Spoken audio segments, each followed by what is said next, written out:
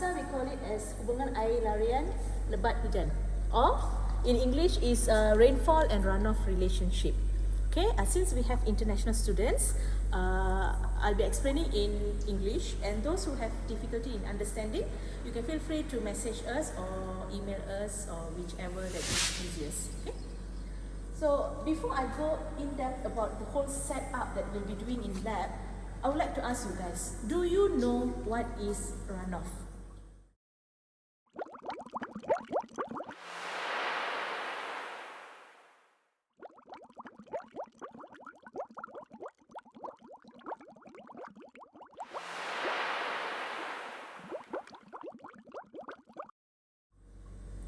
Alright, so in this setup here, what we are going to do is actually we are going to do simulation. There'll be sprinklers here that will be sprinkling water, simulating rainfall. And here, the base is actually land. It's an imaginary land. So in this particular set here, we are using sand. But what I want you guys to imagine now together with me is, imagine in a real life scenario, okay? First, I want you guys to imagine yourself in a forest. Okay, imagine a forest, a lot of trees. Okay, you can imagine the forest floor that is covered with leaf litters and soil. Okay, now imagine there is rainfall. How do you imagine? How is the rainfall going to come over, intercepted by the trees, and then landing up on the floor? And it will be washed out with all the processes, hydrological processes that you guys might remember, infiltration.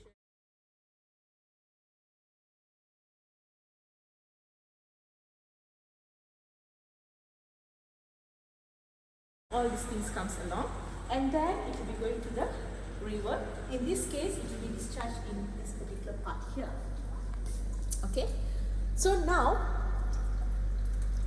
in the same scenario, I want you guys to move from a forested area. Now I want you guys to imagine that you guys are in a plantation. Okay, the common area in tropics is oil palm plantation. So imagine you guys are in oil palm plantation. Oil palm trees, and the same rainfall is coming in. Alright? So imagine the processes between it, the interception, and how it hits the soil and it's going to flow out as runoff. Okay? So can you imagine the water, the sedimentation, the erosion process that's happening, and it's going to end up to the river stream. As you can see from here, the water is clear, but clearly in the real environment that is not the case. You can see in our rivers, when you're driving through in any roads or highway, you can see what is the color of the river. So that is a similar thing, the concept that you guys will be seeing in a real case situation, and this is a simulated situation. But the concept and idea is the same. Here, there is no undulation. It is flat area. In real situation, we'll be dealing with terrains, we'll be dealing with plants, we'll be dealing with different types of soil, which a mixture of sand, silt, clay, gravel, and all this so on. So the process is more complex. And when we are having rainfall itself, there is multiple scenarios of rainfall. Heavy rainfall, mild rainfall, and multiple rainfalls. What is meant by multiple rainfalls is that there's a rain event, let's say 15-20 minutes or 1 hour, whatever the rainfall is, and then it stopped for a while, and then it starts raining again. So the behavior pattern for the runoff, it will be different. This is because it is influenced by the level of the soil saturated with water. So all these are the processes that I want you guys to keep in mind while we are going to go through this experiment on rainfall and runoff relationship. Assalamualaikum warahmatullahi wabarakatuh, and very good morning to everybody. Okay, my name is Zainab. So I would like to explain how to use this apparatus. Okay? Okay, my colleague, Dr. Vani, has been explained on the introduction, the real life of this application. But now my turn is to explain to you how to conduct this experiment. Okay, in this experiment, okay, you will have the, 3 tables here. The first one on table 1. Table 1 is the calibration depth discharge. So you will get the data and plot the data to get the calibration curve. And the second one you will run for the first experiment what we call it as a determination of the storm hydrograph for the upstream. Okay, and then the second experiment, okay, you will do on the determination of the storm hydrograph at the downstream, and the final one we will do it for the multiple storm for the entire catchment area. First one, on the table one, you need to have the data of the relationship between the depth and the discharge. Okay, this is the valve. What you need to do is you turn on the valve, and you will see the rising of the water level, determining the discharge of the flow going into this part. Okay, and it will outflow into this container. So from this container, you need to measure the water level or water depth here. Okay, you will see the rising of the water level here. Okay, and then the second reading, you need to increase the water level. Okay, repeat the procedure and measure the depth of the water. You will be repeating the same procedures until for the 7 data. Alright, now let's try to run the experiment. So we are setting up the device, switching on the pumps and warming it up.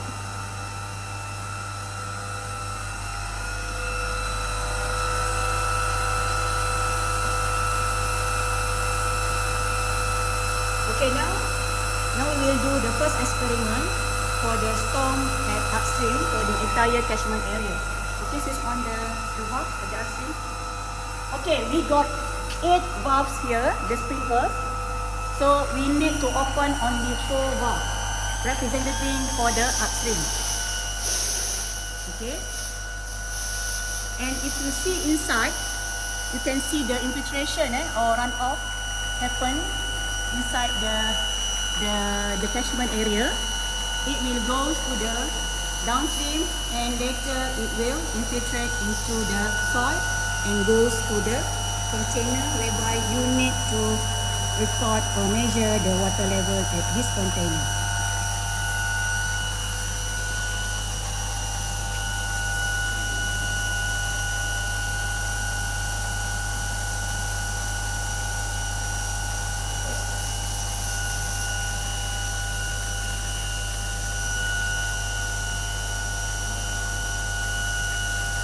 Okay, we will do the measurement of the water level based on 10 seconds of the rainfall. Based on 10 seconds of the rainfall. So, take a reading for the first experiment. Okay, we can on the rainfall first. Okay, there is a rainfall of the sprinkler for the upstream. Okay, we start the stopwatch for 10 seconds. We will take the reading for every 10 seconds. This is the reading of the water level.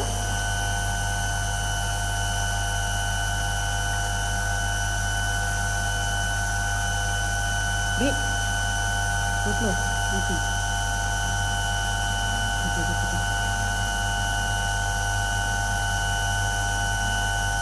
Read.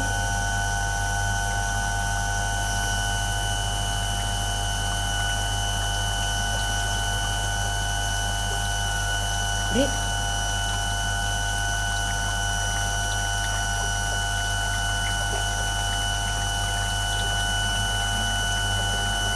Read.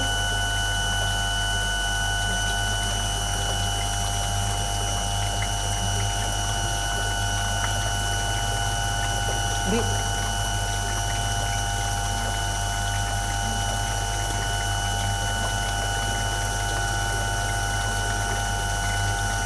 Read. Okay, we will do this procedure until for 2 minutes. 2 minutes and 120 seconds. Okay. Okay. Once we reach the 120 seconds, we need to stop the pump.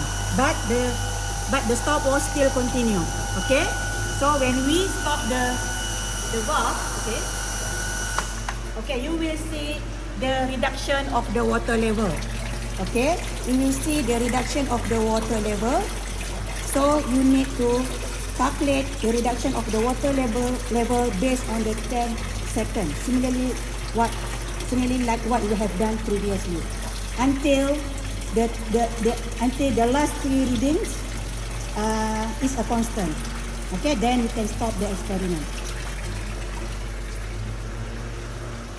Okay, that's all for the experiment 1 at the upstream. Explained by Dr. Zainab earlier, we've done the experiment for the catchment upstream. Okay, now what we have to do is we are going to repeat the entire process, but now we are going to simulate the rainfall for the whole catchment. So this is how the whole catchment rainfall will look like.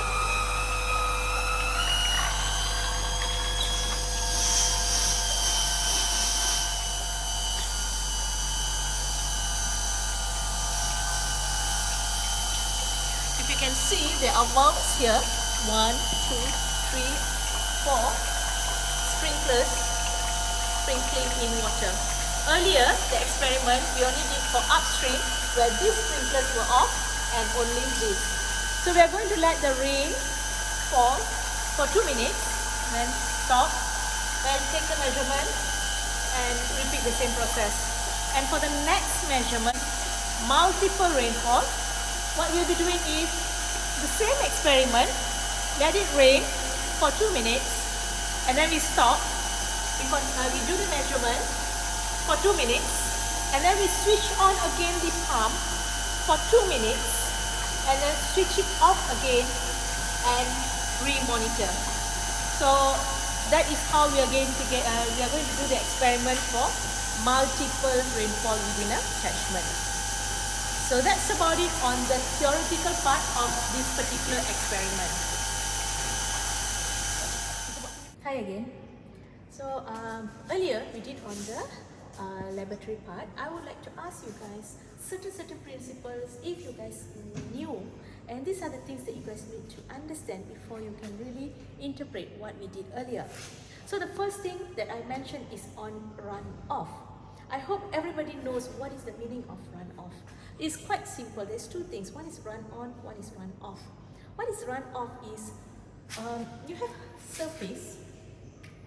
Sorry. You have soil surface, and this is your trees, and let's imagine this is a cloud. So when there is rainfall, okay, there is interception, and finally the rain drops, and it will be flowing on towards the river system. So this particular flow here is what is known as runoff. So the process here is actually influenced by a lot of processes which comes into the soil type, rainfall intensity, plant coverage, and ground coverage, and all these things. And one idea or concept that you need to understand is that when you are dealing with rivers, it is not empty. There is some initial rate of flow, and this is known as base flow. And when we are dealing with rainfall, the increase in this water level, the decrease, and how it returns to normal, the flux and everything is what we did in our experiment earlier. So let's look on the theoretical part on how to draw the calibration curve and the discharge curves. Assalamualaikum warahmatullahi wabarakatuh. Now I will explain to you how you can do your report according to the experiment that you have done previously. So H2 experiment, rainfall runoff relationship. Basically, you have done for the 3 experiment. Okay, the first one, okay, you examine the storm at the upstream, upstream. And the second one, storm for the entire catchment area, and the storm for the multiple. Okay, so we have 3 tables there, so you need to fill in all the tables. For the first one, okay, we have table like this. Okay, we got the time, so because you have taken the data for every 10 seconds. Okay, 10 seconds. So this is the depth. Okay, depth in millimeter, and this is the discharge. Okay, so for the column of the discharge, you can't get the data right, but you can have the data by plotting the calibration curve. Okay, calibration curve you need to plot using the table H21. Okay, calibration curve. So we got the data here. So this is discharge. Okay, liter per minute. And we have the depth, yeah, the depth in millimeter. So from the data in table 1, so you need to plot the graph. So you will get like this, the graph, right? So this is the scale. Okay, for example, 10, 20, 30, 40, 50, 60, 70. And this is the discharge, huh? 10, 20, 30, 40, 50, 60, and 70. So how we can get the discharge here? So this one you might have maybe 4, 6. This is from the experimental data. Okay, to get the discharge at 10 seconds, so you need to know the depth is 4. So 4, if you interpolate, you will get somewhere at here, right? So this is 4 millimeter. So you just extend the line and then project to the y-axis. This is the value of the discharge for the depth of 4 meter. It might be 3 meter per second. So the answer here is 3. Okay, similarly for the 6 of the water depth, somewhere here, okay, you just extend the line and project to the y-axis. So this is around 5. And then this is 5. Okay, you repeat the same process until you fulfill all the data here. Then you need to plot the hydrograph. Okay, the hydrograph means for the discharge against the time. Okay, so you plot discharge against the time. So you might have something like that. Okay, so you need to plot the graph. Okay, make sure you plot the best fitted curve. Best fitted curve, because some student, if you got data like this, okay, please don't do like that. Don't make sure that you will fit all the value here, because this, what we call it, is a outliers data. Just choose the best fitted curve of your hydrograph. So from this hydrograph, okay, for example, you will get what is the peak flow and what is time to reach the peak. Okay, this one for the upstream. For example, similarly, you need to plot the hydrograph for the entire catchment area and also for the multiple. Okay, you might have the graph for the multiple similarly like this, yeah. Okay, time in minute. So because we have 2 minutes with rainfall and then 2 minutes without the rainfall, again 2 minutes with the rainfall and another 2 minutes without the rainfall. So your hydrograph should be like this. Okay, this is what we mean by the constant reading at the end of the experiment. Okay, this your graph for the multiple storm may looks like this, right? Okay, so here, so I want you to investigate whether your first peak similar or not. Okay, similar or not, and the time to peak, what is the difference between the first peak and the second peak? Okay, you need to analyze in terms of the peak flow and time to peak. Okay, this is what my colleague mentioned about the base flow, right? This is the base flow.